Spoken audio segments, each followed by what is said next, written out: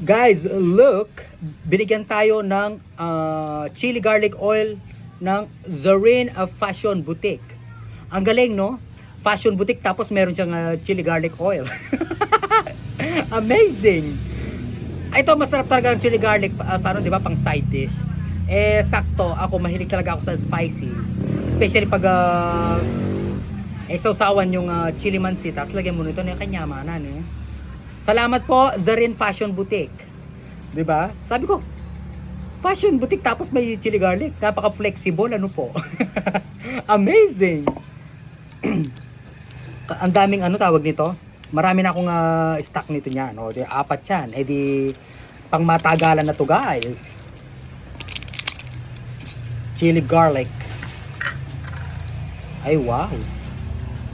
Ay, ang bango. Tikman nga natin. Chili garlic.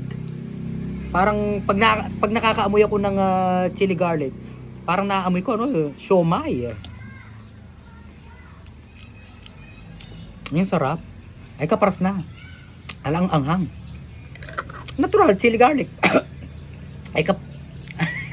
Ay, sobrang anghang. Ay, kanyama na.